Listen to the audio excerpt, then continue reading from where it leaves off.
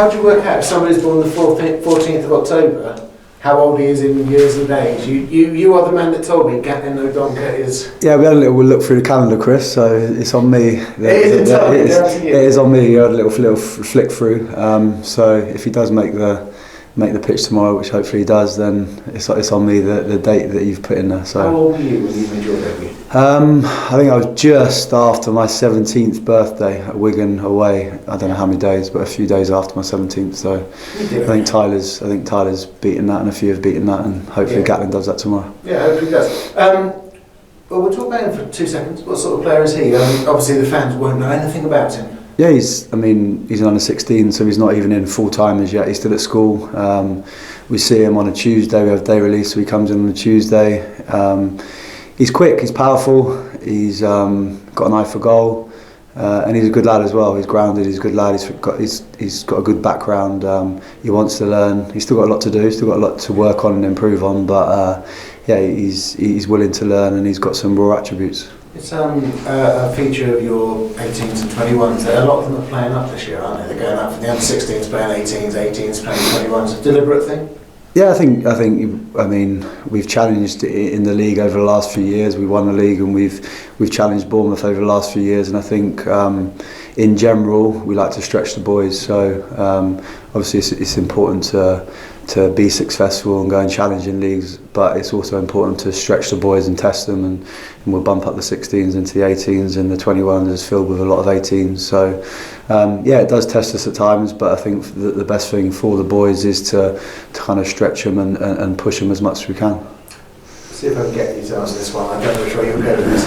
I'm going to offer you 3 of your first years make their first team debut, or you win the league with the under 18s. Which one are you going to take?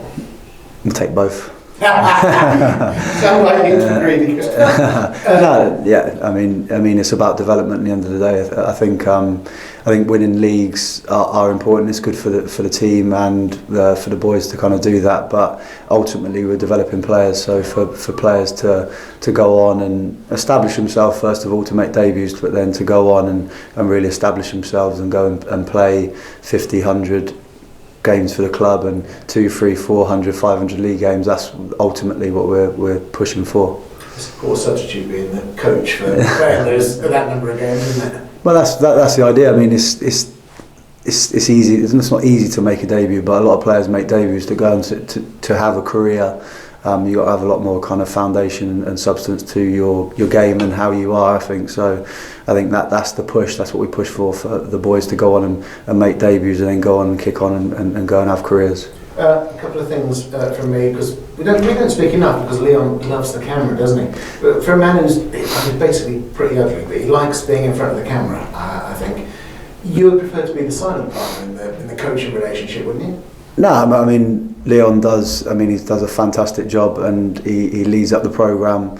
The 18s and you run away when I come with the camera every time. No. I mean, like I said to you before, I spoke to you enough over the years, so we've had enough conversations, Chris. So yeah, but the people at home having conversations, are they? No. We've all jokes aside. I do like to kind of just get on my work, but as I said, Leon leads up the 18s, 21s, does a fantastic role.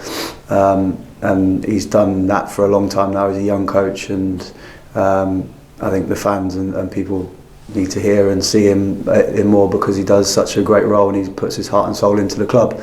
As do you, Chris, as do you. To get to where you are, obviously there's licences and certain grades to be a coach. Am I right that you've just finished your A licence? Yeah, I've done the A licence now, which it takes a couple of years. It took a little bit longer because of COVID.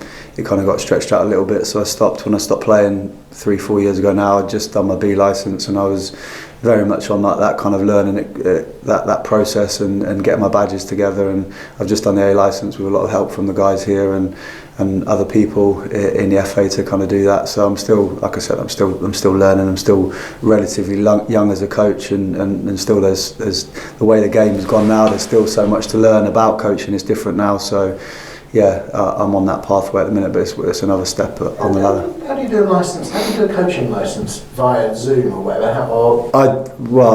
They do it via Zoom now, but initially I'd kind of just before COVID, you go on like a residential. So I'd done my residential before COVID. So you go on like a They do like 10 days now, I think. A residential, we do a couple of days and come back and do a couple of days, and a lot of this in-house. So you get your kind of you do your stuff at St George's Park, and then you'll get like a mentor who will come and watch you working in the job basically. So I managed to get the residential out of the way. I'm not sure how they're doing it now. I'm not sure how you do the residential over Zoom or whatever. So it's going to be a long old day, because the days were pretty long when you're up there. So I can imagine sat in front of Zoom for 3-4 days would be quite long. You love doing that. Okay, you know that. Just last question. 8 teams have started the season very well. Swindon Town on Saturday, isn't it? It's nice to, the game here, how can I say it? The game here got feisty. The first game was Swindon. I watched it, I loved it. It was great, wasn't it? Yeah, no, I mean, they always are. To be fair, they've actually struggled. The Swindon usually are competitive in the league.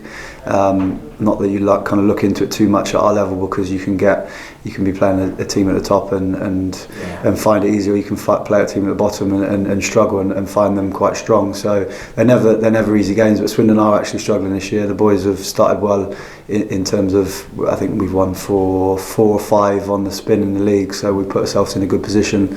But a game against Swindon away will always be a tough game and a feisty one. But in terms of the league, how we sit at the minute, it probably is, and me and Leon have talked about it, it's probably a quite important game for us to go, and if we really want to challenge this year, we've got to go and probably take some points at Swindon. So it's a good one for the boys, and they recognise that, so it's good for them.